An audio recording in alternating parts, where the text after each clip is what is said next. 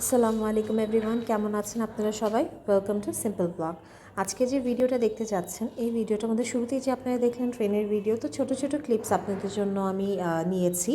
তো এখানে দেখতে পাচ্ছেন যে এখানে রিক্সা, মানে এটা একটি আনএক্সপেক্টেড ভিডিও ছিল বেসিক্যালি, কারণ আমরা কোনো এক জায়গায় র্যান্ডমলি চিন্তা করেছি একটু ঘুরতে যাব, তো তার জন্য আর কি বের হওয়া।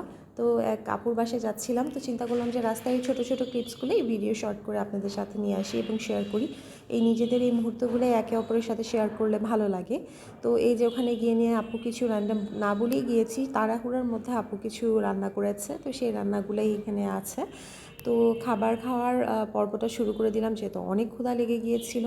তো এই সব এক একটা পার্ট এনে এনে দিচ্ছিলো আর আমরা খাবার খাচ্ছিলাম। বিশেষ করে আমার বেশি ভালো লেগেছে পাকোড়াটা। তো যাই হোক, সবগুলো রান্নাই মজা হয়েছিল। তাড়াহুড়ার মধ্যে যেহেতু করেছে, সবগুলো রান্নায় অনেক মজা ছিল। এখানে আবার মোনালিসার এই ছোট্ট এই পেন্টিংটা দেখতে পেলাম, ছোট না বড় সড়োই ছিল।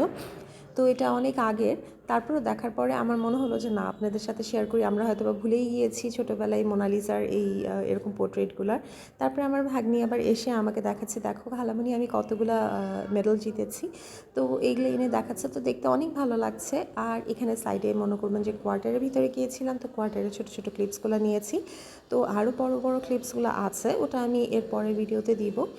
তো আপনাদের যদি ভালো লাগে গ্রামের এই মনোরম দৃশ্য দেখে, তো আমি যেহেতু ঘুরছিলাম এর জন্যই ছোট্ট ক্লিপটা নিয়েছিলাম। তো আশা করি আপনাদের ভালো লাগবে। এগুলোই স্মৃতি, সবার সাথে ঘুরলে, আত্মীয়র সাথে দেখা করলে মনটা এমনিই ভালো হয়ে যায়, যতই মন খারাপ থাকুক না।